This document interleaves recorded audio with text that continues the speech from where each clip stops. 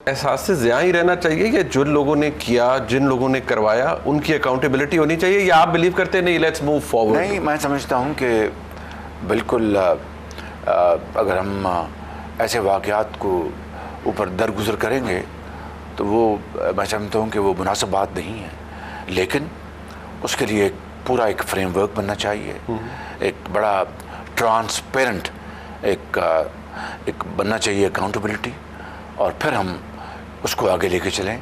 वगरना एक तरफ़ा अगर करेंगे तो उसके अपने कॉन्सिक्वेंसेस हैं। हमें अक्रॉस द बोर्ड और ट्रांसपेरेंट सिस्टम बनाना चाहिए। अच्छा, अभी आपने अल्फाज इस्तेमाल किए कि इमरान नियाज़ी या इमरान खान साहब वो इस साजिश का हिस्सा थे, ये 9 मई को जो हुई। अब इसका जिक्र साजिश की बिल्कुल, अच्छा नहीं, साजिश की बिल्कुल, अच्छा अब ये मिनिस्टर ऑफ इंटीरियर कह चुके नहीं, मैंने एविडेंस देखा। मैं आपसे पूछना चाहता हूँ बहसीत चीफ एग्जीक्यूटिव, जब ये गुफ्तगू आप फरमाते हैं या मिनिस्टर ऑफ इंटीरियर फरमाते हैं, but you are the chief executive, you are the prime minister, क्या इस बात की क्रेडिबल एविडेंस मौजूद है कि इमरान खान 9 मई के वाक़यात के अंदर डायरेक्टली मुलव्विस हैं? इसकी evidence absolutely, without any doubt आपको दूर जाने की ज़रूरत नहीं है। वो आपने वीडियो, आप जैसे दूसरे जो एंकर्स हैं या उनकी अपनी जो वीडियोज़ हैं इमरान नियाज़ी की, कि अगर मुझे कुछ हुआ तो फिर मेरे लोगों ने कुछ किया तो मैं उसका ज़िम्मेदार नहीं हूँगा। ये कौन कह रहा है? इमरान नियाज़ी कह रहा है। अगर मुझे कुछ हुआ तो फिर ये लोग जाएंगे और जाके बदला लेंगे तो मैं उसका ज़िम्मेदार नहीं हूँगा। ये कौन कह रहा है? इमरान नियाज़ी कह रहा है। और उसके लोगों, जो उसके करीब तरीन उसके जो चेले चांटे हैं, उनके आपने मैसेजेस सुन लिए हैं कि वो क्या कह रहे हैं कि फ़लाँ जगह पहुँचो, यहाँ पर आओ, और वर्दियाँ किन्होंने लटकाई? इमरान नियाज़ी का भांजे थे। मतलब कहने का ये कि अफसोस आता है, ऐसा काश ऐसा ना होता, काश ऐसा ना होता। लेकिन इसके बावजूद भी किसी को सबूत चाहिए।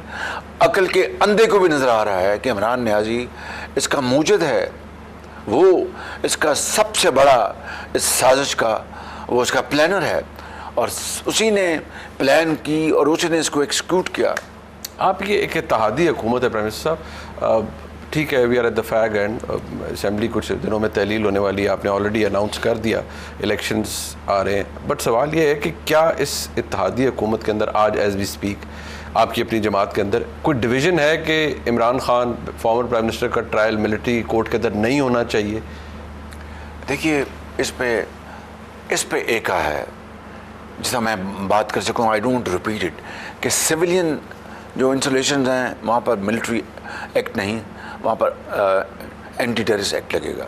मिलिट्री इंस्टॉलेशन के ऊपर जो हमले हुए हैं वहाँ पर मिलिट्री एक्ट आएगा।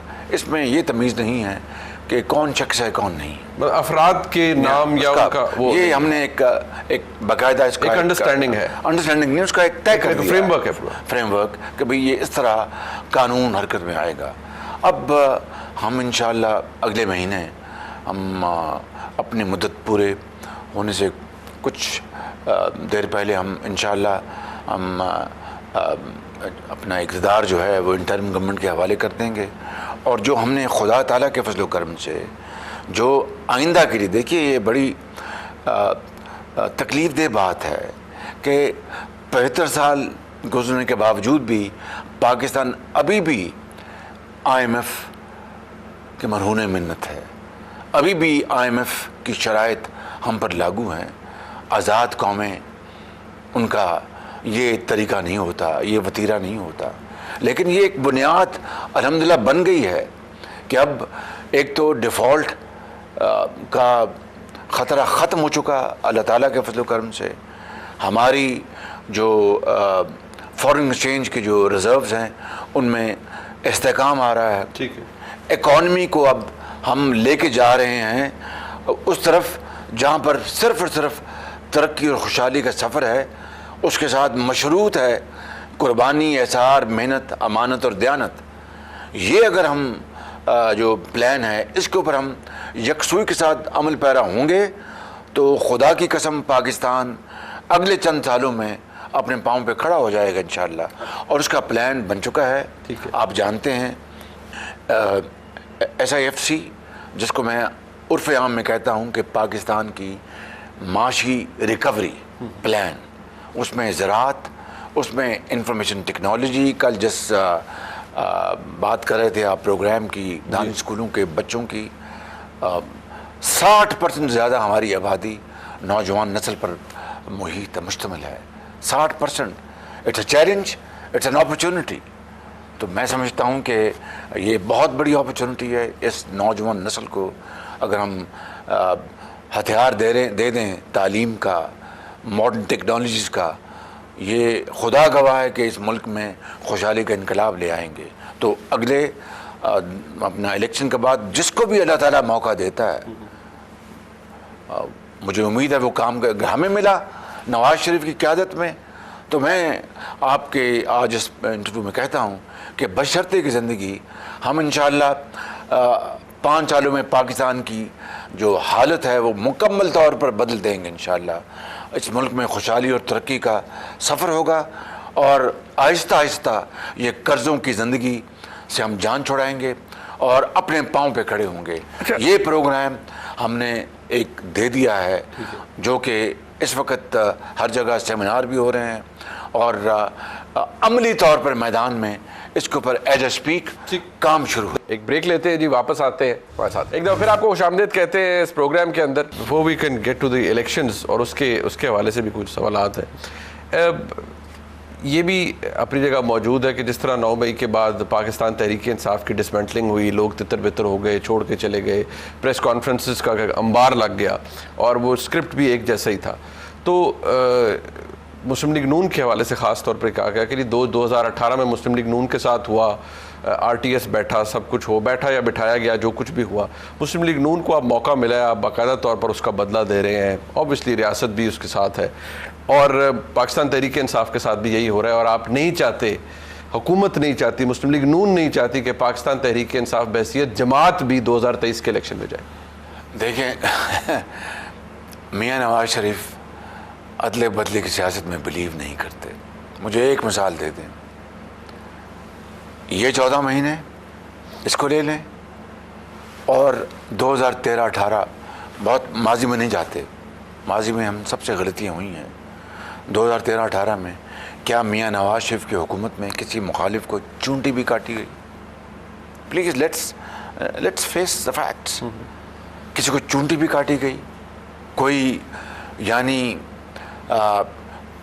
पॉलिटिकल विक्टिमाइजेशन कि मैं इस्तेलाह इस्तेमाल कर रहा हूँ, उसके तहत किसी को जेल 1 साल तो दूर की बात है, 2 साल तो दूर की बात है, जो हमने काटी हैं, हमारे बच्चों ने काटी हैं, ये इत्तेहादी जमातों के उनके अफराद ने काटी हैं, वर्कर्स ने काटी हैं। 1 घंटे को गया वो जेल में।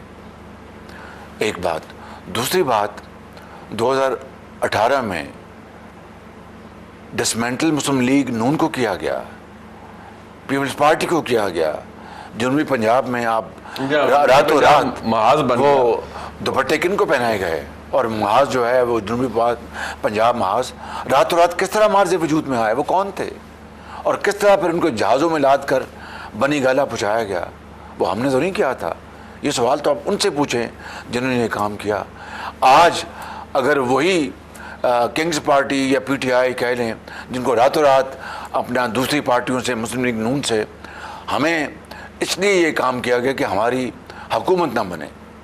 हर तरीके से जो RTS जो बंद की गई वो इसलिए बंद की गई कि मुस्लिम लीग नून की हुकूमत ना बने और बदतरीन धांधली हुई। कभी आपने सुना था कि शहरों में इलेक्शन के नताइज कई हफ्ते लग गए और देहातों में वो चंद घंटों में आने शुरू हो गए?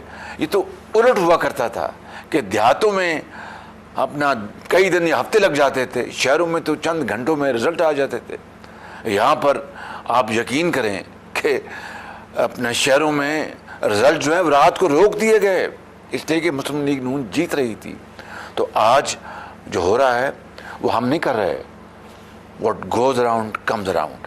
वही जो PTI में जो दुपट्टे पहन के वो पलांगते हुए गए थे, आज वो दुपट्टे उतार कर पलांगते हुए अब वो अपनी पार्टियां बना रहे हैं। हमारा उससे कोई सरोकार नहीं। एट देयर फ्री विल वो जा रहे हैं पार्टी छोड़ के। हमें we are not contributing to this at all.